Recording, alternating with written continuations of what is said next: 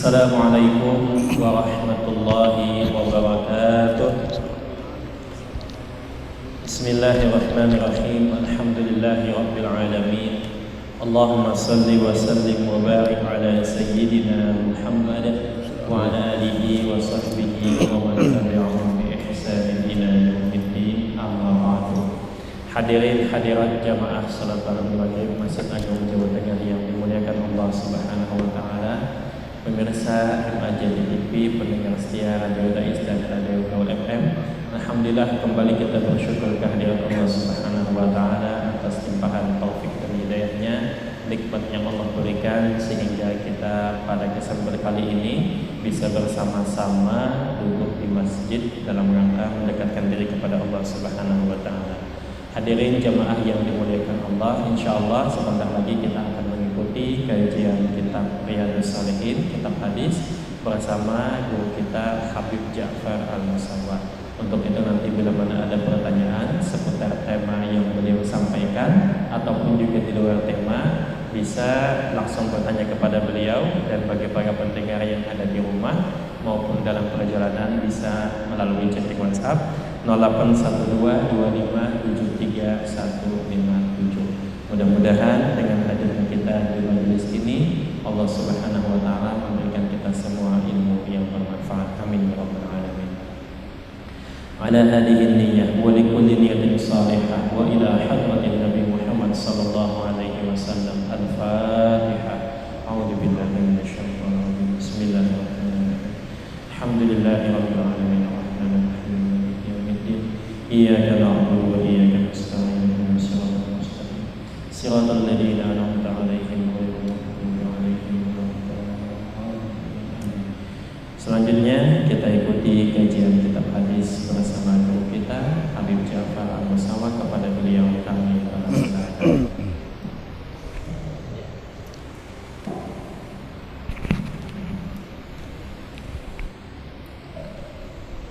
Assalamualaikum warahmatullahi ta'ala wabarakatuh. Bismillahirrahmanirrahim. Alhamdulillahi rabbil alamin. Wa bihi nasta'in ala umuri dunya waddin. Summa salatu wassalamu ala imamil anbiya'i wal mursalin, Sayyidina wa habibina wa syafi'ina wa qurrati a'yunina wa maulana Muhammadin sallallahu alaihi wasallam wa ala alihi wa ashabihi ajma'in. Amma ba'd.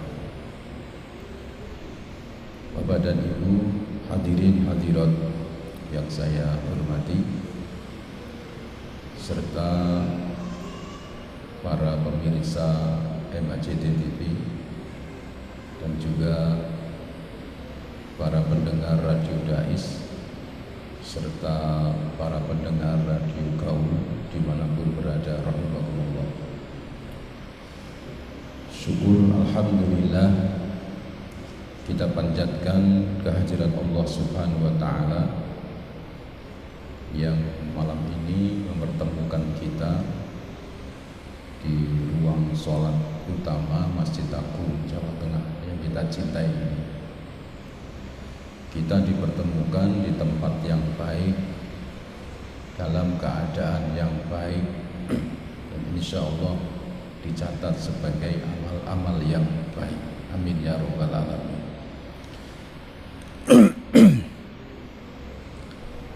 Saya masih akan melanjutkan bab tentang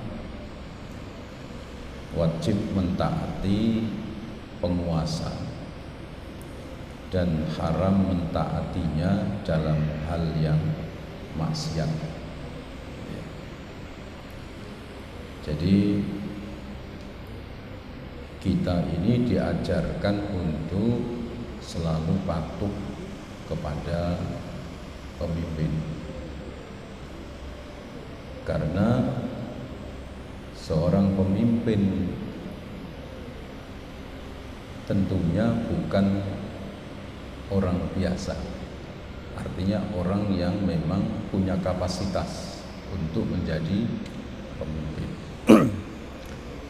Tugas kita adalah mentaati dan mendukung apa yang menjadi program-programnya. Artinya apa? Kalau kita ini menuruti isi hati kita, maka akan selalu terjadi benturan-benturan. Jangankan dengan pemimpin, kadang-kadang dengan Allah pun kita tidak sejalan. Kadang-kadang ya. Sering orang meminta kepada Allah, tapi Allah memberi dalam bentuk yang lain. Kalau maunya kita, apa yang kita minta Allah kabulkan, Allah turuti. Ini kalau menurut kita. Tapi Allah Maha tahu, Allah lebih Maha tahu. Saya ambil contoh misalnya, pada umumnya anak kecil kalau ditanya, apa cita-citamu nanti kalau sudah besar? Kalau dulu ingin jadi dokter. Kalau semua jadi dokter, lalu siapa yang jadi insinyurnya? Siapa yang jadi ekonomnya? Siapa yang jadi kiainya? Begitu. Ini satu bukti kalau manusia itu selalu dituruti seperti itu. Nah, terkadang kita dengan umara itu juga seperti itu. Kenapa kok demikian? Kalau pada awal yang saya sampaikan, seperti bagaimana dinas perhubungan di dalam mengatur traffic light. Ada yang merahnya cuma 15 detik, ada yang merahnya sampai 60 detik, karena mereka mempelajari, mengetahui, dia punya ilmunya. Tapi kalau rakyat ini kan maunya harus adil. Jadi kalau ada simpangan 5, ya setiap simpangan itu harus 15 detik, ya semua 15 detik. Padahal masing-masing simpangan itu ada jalur yang padat, ada jalur yang lengang. Nah, jalur yang padat itu maka lebih diberi kesempatan hijaunya lebih lama. Yang lebih lengang itu hijaunya sedikit. Karena paling-paling dikasih 15 detik sudah habis ini. Karena ini bukan jalur-jalur padat. Tapi kalau maunya kita ini kudu ini sing adil gitu. Nah, oleh karena itu agama memerintahkan supaya mentaati pemerintah itu, mereka adalah ahlinya di dalam ini. Kita berbicara dalam konteks yang baik ya, dalam konteks husnudon. Begitu. Pada umumnya orang yang mencalonkan diri sebagai pemerintah, dia merasa mampu gitu ya. Jadi kita tidak membahas wah kayak licik, wah etok begini, enggak. Yang kita bahas ini konteks dalam Islam ini adalah pemimpin yang punya itikat untuk menjadi seorang pemimpin ya. Maka dari itu saya bacakan hadis dari Rasulullah sallallahu alaihi wasallam. Ya.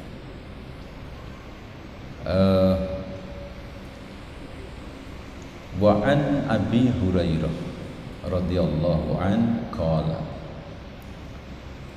Rasulullah sallallahu alaihi wasallam, alaika sam'a wa ta'ata fi usrika wa yusrika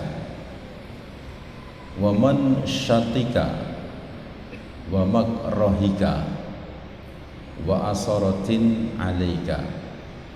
Rawahu Muslim.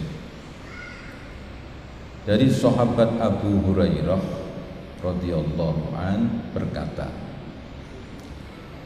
Rasulullah sallallahu alaihi wasallam bersabda,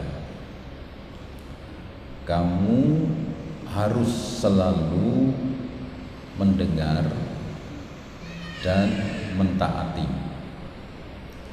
baik dalam hal yang menyulitkan,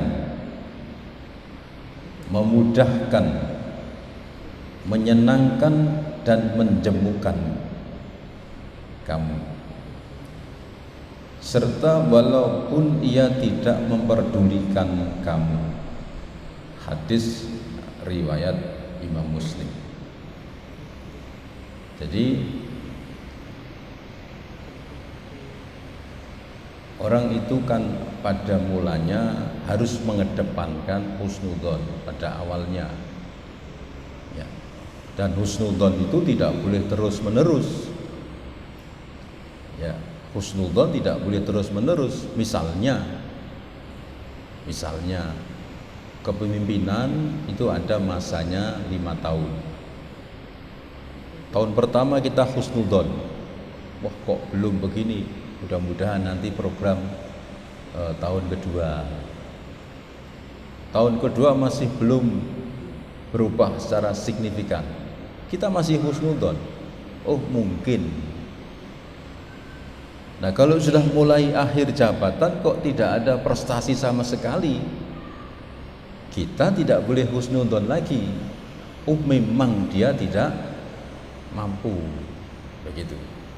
Tapi kita diwajibkan untuk mengedepankan husnudzonnya itu. Karena kalau belum apa-apa kok sudah diganggu, diprotes, akhirnya Umar bingung menerapkan ini, diprotes, ganti lagi, ya. Mendiknas, Menteri Pendidikan Nasional, bingung, kurikulum gonta-ganti karena begitu begini diprotes. Ada pakar yang mengatakan, wah ini ngawur begini, ganti lagi. Anti pakar ini juga ganti lagi. Orang barbar, akhirnya orang jalan gonta-ganti toh. Harusnya bagaimana?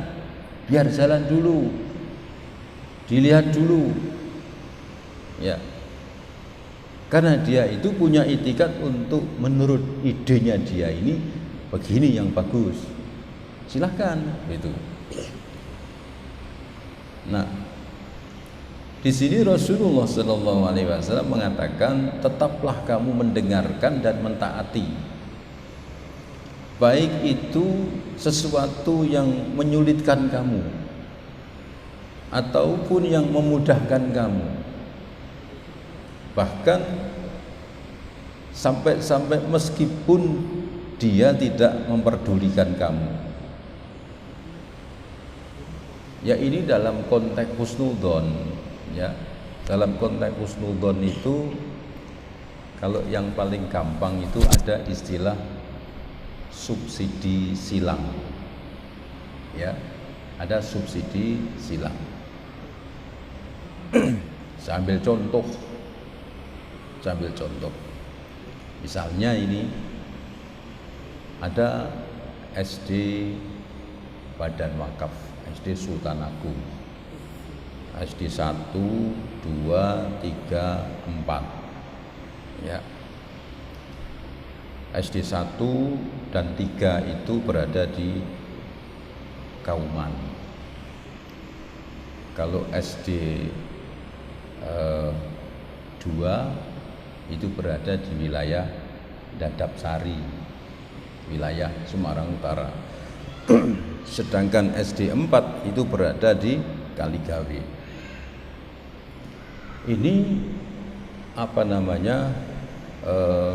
siswa-siswanya ini dari background yang berbeda. Ya, kebanyakan murid-murid yang dari Kauman ini terdiri dari keluarga yang agak mampu atau mampu. Berbeda yang di Dadap Sari. Di sini Cah Kuningan, Borotiko, Perbalan, ya, atau yang di Kaligawe. Begitu.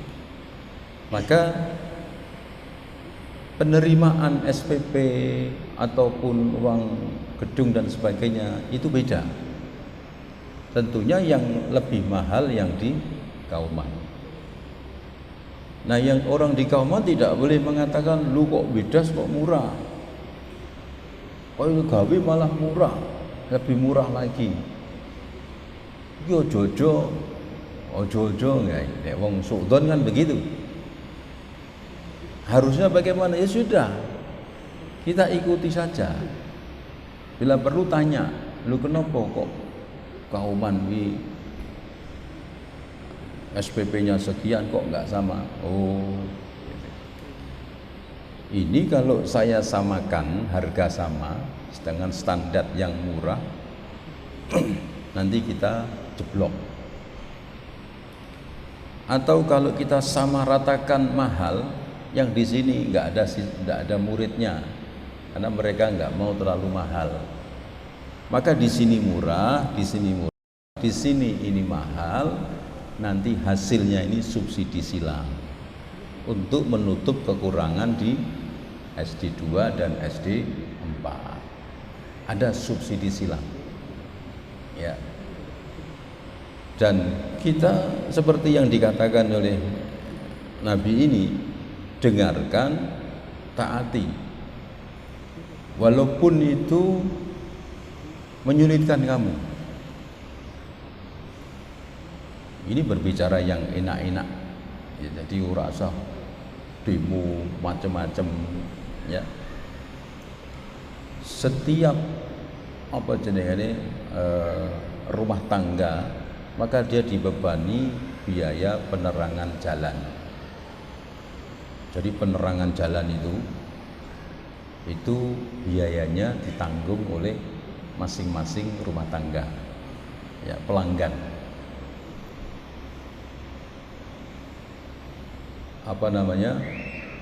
Penerangan jalan ini, lampu ini pirang watt. Penerangan jalan bokai lampu selawe watt, ya mending ora usah sisan wae. Gitu. Sak lampu ki pirang watt? 1000 watt. Penerangan jalan itu kan di atas, dhuwur. Turun ke bawah ini nek cuman lampu selawe watt, arah kita 1000 watt. Itu sepanjang jalan ini pirang watt. Ya, itu menggunakan tenaga mesin dan sebagainya, yang mana mesin itu ada bahan bakarnya, buh pertalet, buh polar, buh apa pokoknya. Pemerintah orang di duit, karena pembayarannya itu ada yang kalau orang yang mampu 2.200, yang tidak mampu 450, ya, yang bayarnya setiap bulan tuh ada yang paling-paling 50.000. Begini mbok genjot ben bulan bayar 150.000, melet kabeh. Itu yang namanya subsidi silang. Iki dilarangi gawe nutup biaya, gitu ya. Berarti orang husnudzon itu lebih selamat daripada su'dzon. Ya, konsep Islam itu lebih menyelamatkan daripada kita ini beruntak, su'dzon. Wah, iki ngene, ora ono bare. Iki nek misalnya nggak ada biaya penerangan jalan, terus sopo sing nanggung sak jalan-jalan iki?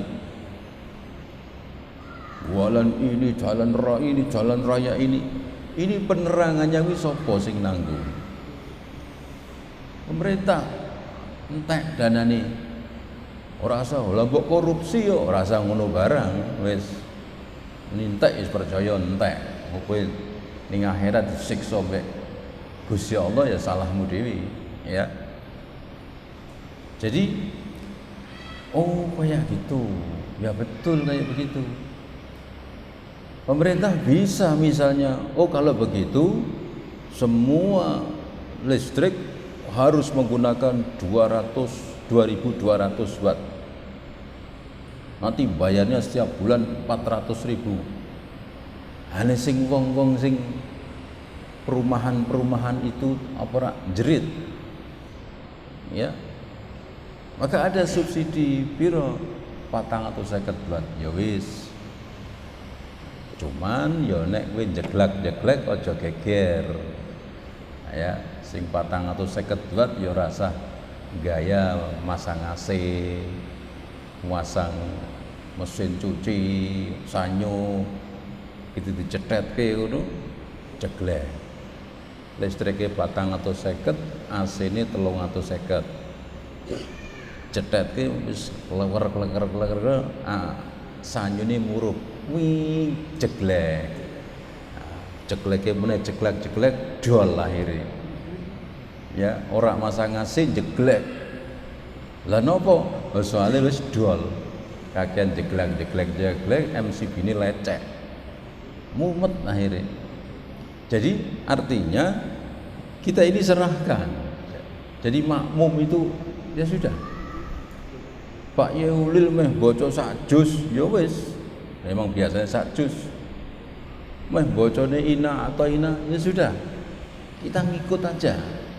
Jadi enak ning ati. Ya. Soalnya nek kita nuruti nafsu kita, jebol dodo kita ini. Ini sithik wah nesu, ini sithik ngamuk, begitu. Ono aturan sithik, wah ngene, wis ben, ya.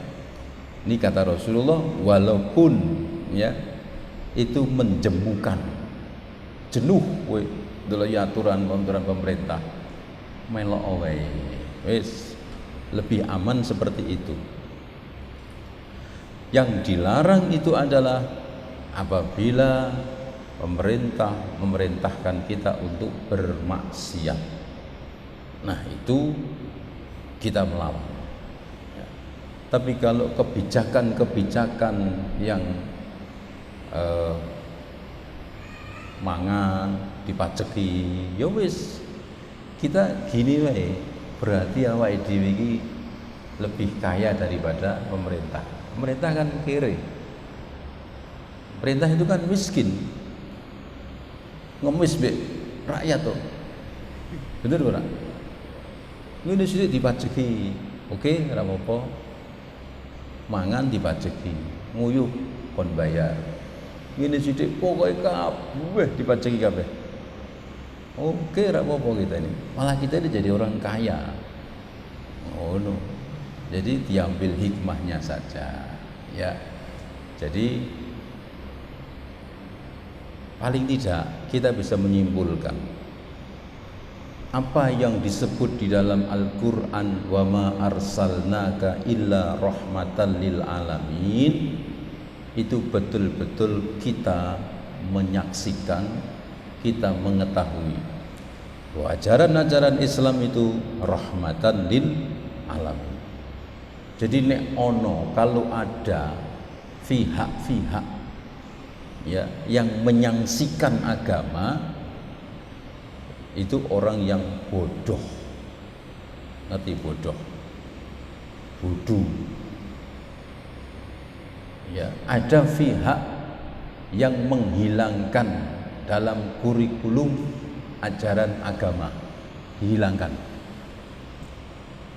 Mereka mengatakan agama itu menimbulkan kekerasan, ya, sak macamnya. Loh, ini agama ini. Kalau agama itu rak ngerem, bar ini. Jadi kita ini diajarkan oleh agama untuk taat dengan pemerintah, untuk mengikuti program pemerintah. Kalau tidak, dosa. Selama pemerintahan itu tidak mengajarkan atau tidak memerintahkan untuk maksiat. Jadi kalau kita mempelajari agama, insya Allah kita akan jadi manusia yang baik, begitu. Jadi tidak temperamental lah, tidak emosinan lah, sidik berontak. Negara ini tidak barbar, ya, nuruti menungso, ya, sing ngomong ini, ya. Kalau yang sering kita dengar itu kan kisahnya Sayyidina Luqmanul Hakim mendidik anaknya. Kowe nek kepengin weruh menungso, pendapate ora ana sing padha. Jadi titik-titik mbok turut, kene ngomong ini mbok turuti, kene mbok turuti bar kowe. Menungso kuwi pendapate mereka merasa benar, ya. Tapi tidak harus semua diikuti. Begitu. Metu njaba nggawa himar dituntun. Dilekke. Lho iki piye? Wong himar iki diciptake untuk ditumpaki kok malah mbok tuntun. Itu.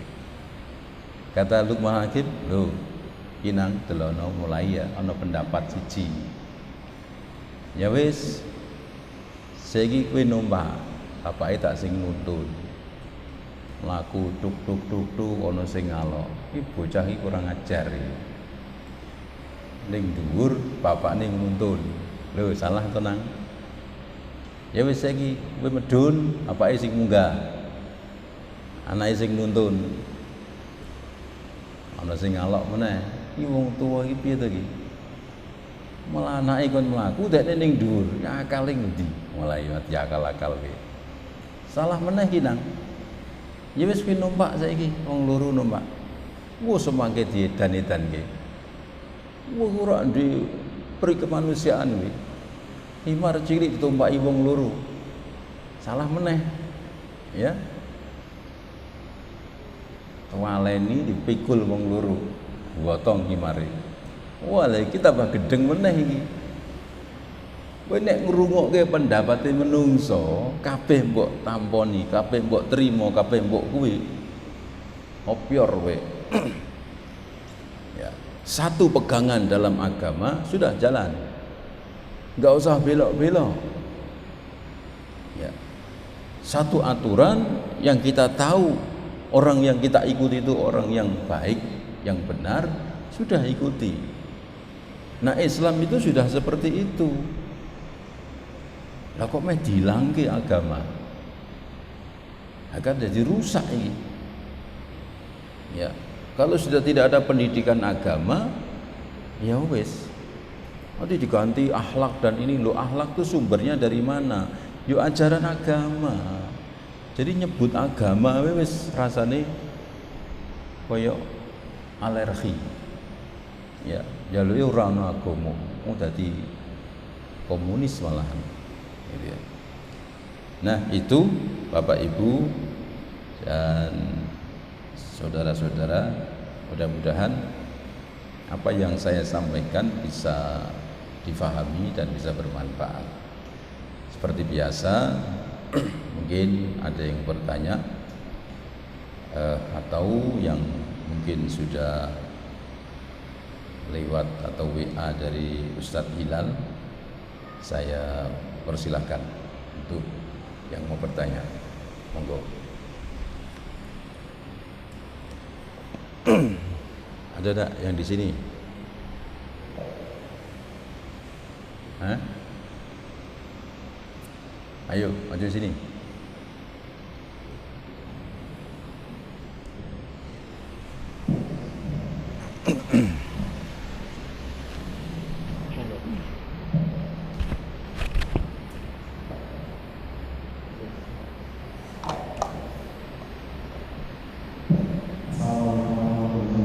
Assalamualaikum warahmatullahi wabarakatuh. Tadi nama saya Siapa? Yusuf Ibadah Yusuf Makin dari cuk. Tasikmalaya. Oh iya. Nah, saya alhamdulillah semingguan ini juga konsisten untuk belajar lagi. Itu menjadi yang tahu. Pertanyaan saya agak sudah pembahasan tadi yang pertama yang saya tanyakan adalah apakah Rasulullah kita akan memperlihatkan keberadaan tadi? Apakah kita sebagai generasi muda, misalnya di kampung sedang ada mencari apapun masak-masak dunia, kita sebagai generasi muda, misalnya ikutan berpartisipasi, apakah itu bentuk kecintaan kita sebagai generasi muda terhadap tanah air seperti itu? Entah itu hal-hal sederhana seperti bantu mencari jalan ataupun pasang-pasang bendera seperti itu. Saya satu terima kasih.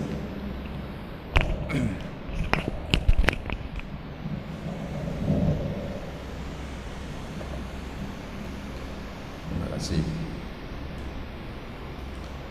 Jadi yang ditanyakan sebentar lagi ini kan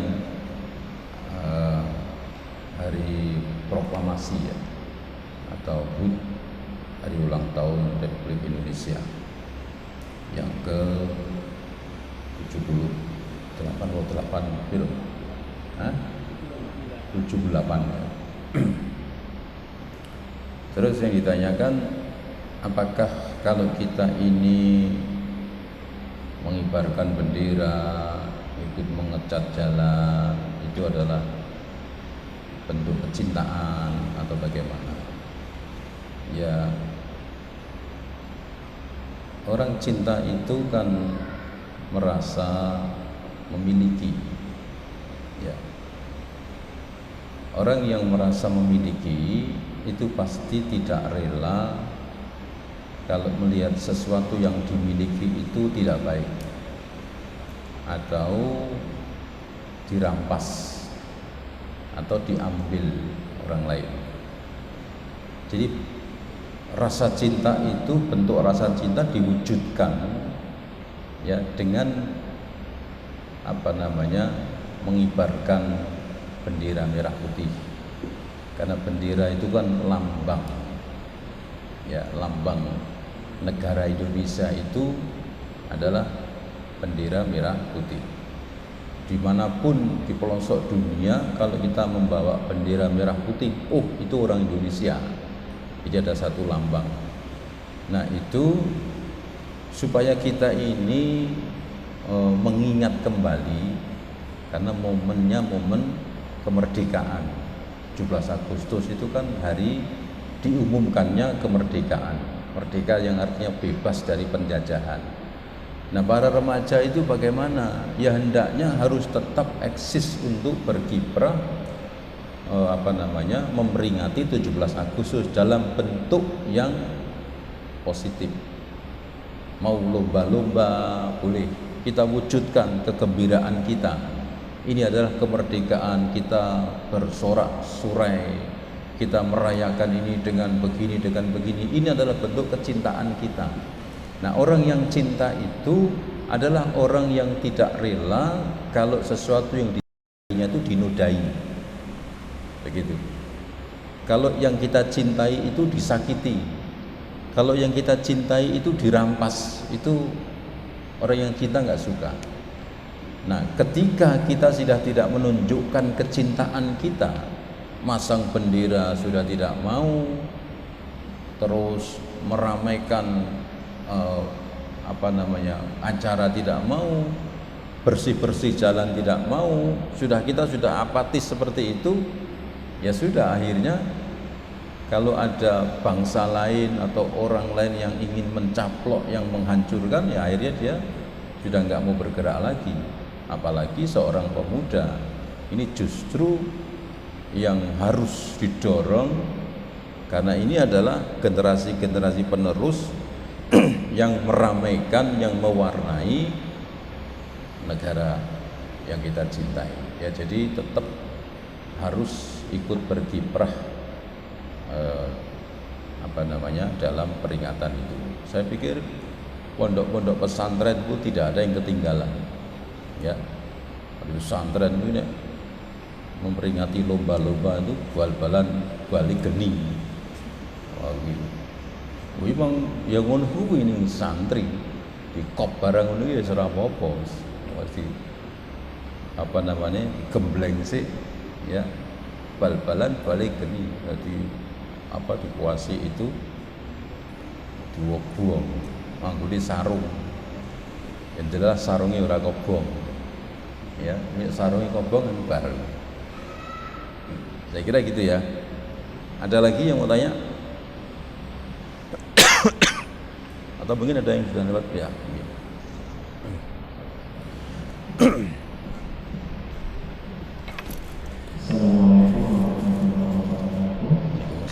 Habib izin bertanya, semisal panitia pemilihan kepala daerah berbuat curang, kemudian calon yang menjadi komod ini berbuat zalim, bagaimana taubatnya kepala panitia pemilihan kepala daerah ini?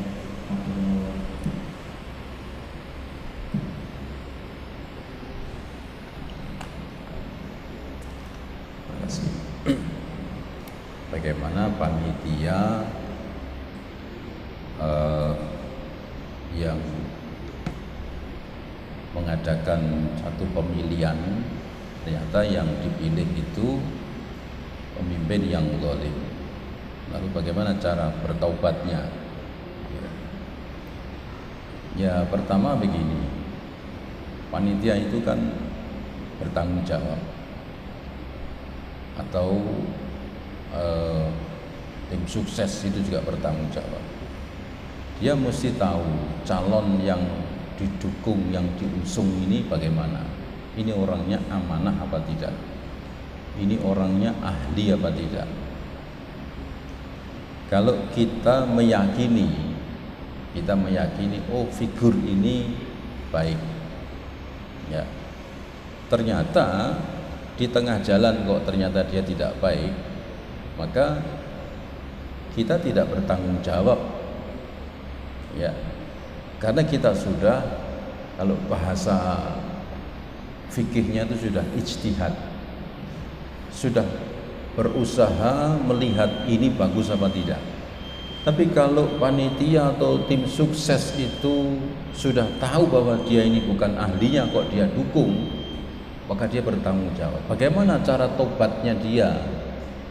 Ya, tobatnya dia harus mengklarifikasi secara umum. Mohon maaf, saya pikir dia tuh orang baik, ternyata dia tidak baik, ternyata dia zalim. Itu meminta maaf kepada masyarakat kalau memang yang kita usung itu ternyata orang yang tidak baik, begitu. Atau menunjukkan sikap bahwa kita menyesal, saya menyesal telah mendukung dia, ternyata dia tidak baik. Nah, kalau dengan Allah kita istighfar. Tapi kalau dengan masyarakat itu harus ada ikrarnya seperti itu. Ya, karena pada mulanya saya pikir dia orangnya baik, tapi setelah menjadi kok seperti itu. Nah, kecuali kalau dia sudah tahu, oh ini orang tidak baik, tapi karena dijanjikan materi terus dia mati-matian mendukung, nah itu dia bertanggung jawab itu. Ya, saya kira itu. Ya, terima kasih. Demikian kurang lebihnya mohon maaf. Akhirul kalam, wallahul muwaffiq ila aqwamit thoriq. Assalamualaikum warahmatullahi taala wabarakatuh. Waalaikumsalam warahmatullahi wabarakatuh. Sudah Isa?